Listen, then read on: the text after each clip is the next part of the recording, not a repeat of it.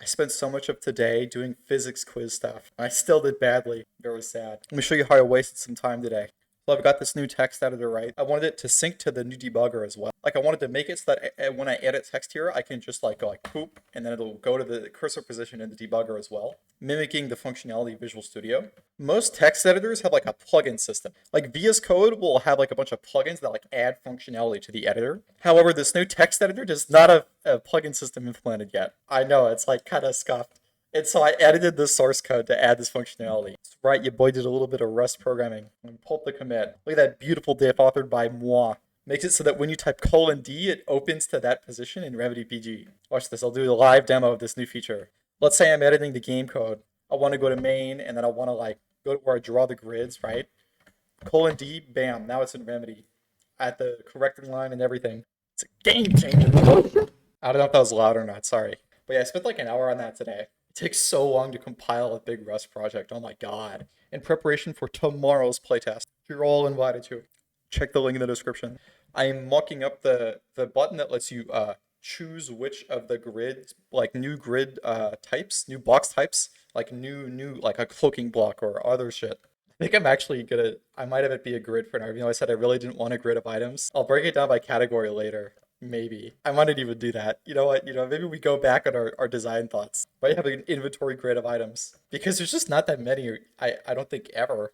Actually, maybe I'll go back on my going back. And we'll do categories in like a wheel or something. Yeah, I fixed a lot of bugs with the new scanner. And I also made it so that it requires power to move, right? So here I've got a solar panel attached to the scanner. It's like seeing the new block blueprint, showing you where it is. Now it has no power and it turns off. It works with the battery system and everything. One kind of kink with how things work right now is like, oh, actually, so I guess it doesn't charge the batteries if the power is being used.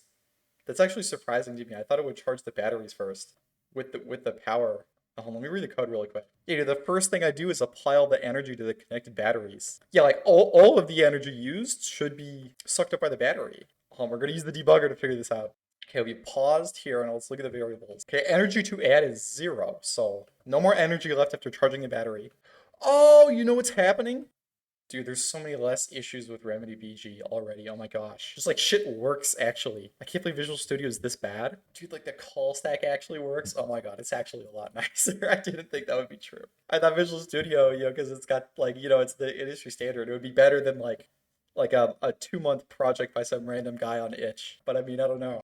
When you've got a gigantic palace that you're trying to protect, all it takes is one armed guard to sneak through. All it takes is one good programmer to outcompete Visual Studio. It's the same thing. This guy's like a ninja. Some angry commenter might say, oh, outcompete? What do you mean it's not outcompeting? I mean outcompeting in like value in like how good of a product it is. Visual Studio sucks, man. Oh yeah, but what's happening? So I do prioritize charging the battery from the solar energy. So the energy goes from the solar panels to the battery. And then in the same frame, the energy goes from the battery into this thing and it gets used up. Isn't that kind of funny? So like in the end, it's just like the solar energy is going directly to the scanner.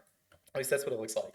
Yeah, I'm probably going to do a grid for this. Let's quickly do a new timeline. The playtest tomorrow is going to have box types, enemy, and like maybe a second sun if I have time.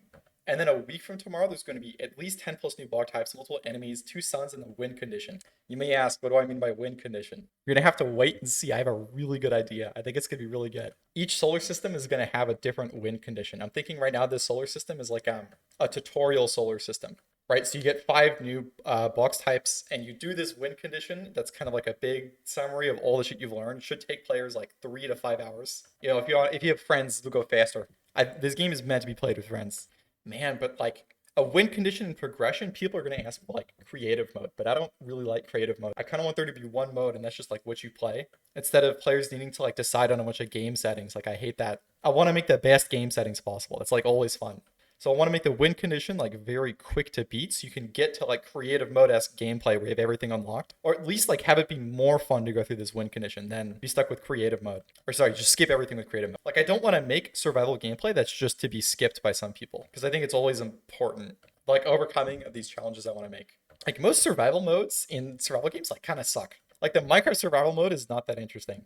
Like honestly, I want this survival mode to be like perfect. Like I really want to go above and beyond and have it not even be a mode, just like what the game is. But yeah, this is a tricky thing. I need to start thinking about like how multiple servers is going to work. So each server is like its own solar system. You know what I mean? Like here's the sun, and then like here's like the border that kills you, right? So this is the whole world. This box is the server. Like a server contains like one world each, or like an instance of the server. Like it would be really, really annoying to like have to run multiple solar systems on one server. I think that's really bad for performance.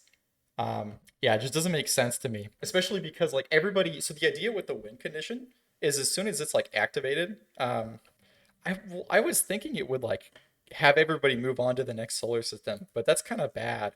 It should be like the squad that gets to the win condition first, or like if you get to the win condition first, you have like an advantage somehow. Maybe the advantage is that you get to end everybody else's time in that solar system, because that's kind of interesting. That means like if you get to the win condition, then the other people can't unlock all the platonic like instances of the boxes in that solar system. They lose that chance. That's really interesting. So I think that's how I'm going to keep it for now. Each server has one solar system, and then once it's beaten, everybody in the player moves on to like the next solar system, the next world. Or maybe the person who gets there gets to choose where you're warping to next, like as a collective group. Kind of like the FTL like jump map, right? Like you choose the next beacon to jump to, you choose the next system to jump to. My problem with that though is like then jumping to each system needs to be like an interesting decision. Like there needs to be some reason for you to pick one solar system over another.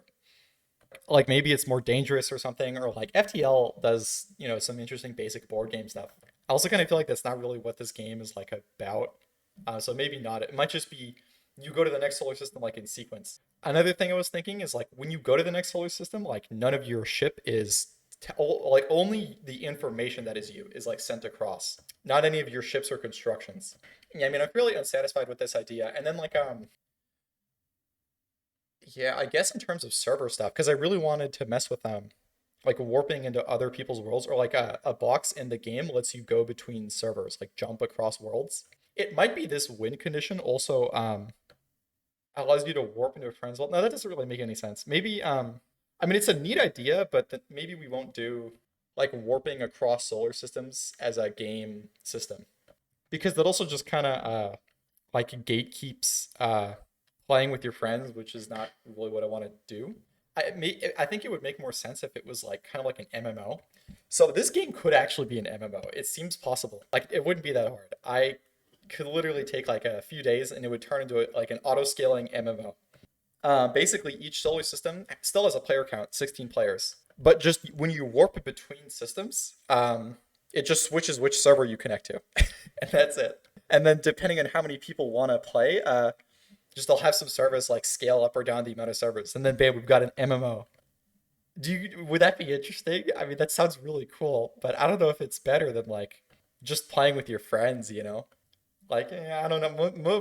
Most of the positives from the MMO, it doesn't seem that worth it. Most of the MMOs, like the interesting thing is like an economy and like a trade thing. But like I said, I don't want to make something that like people live in. Like there's nothing to be lived in. It's something to be experienced.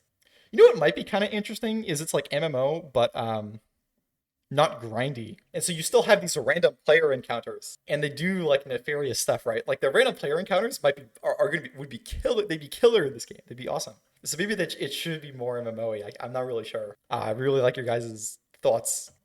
Anyways, like hope you guys today. Like and subscribe and join the Discord to play now. If you like this video, there's like 40 other ones like it in a big playlist, and you can watch them all.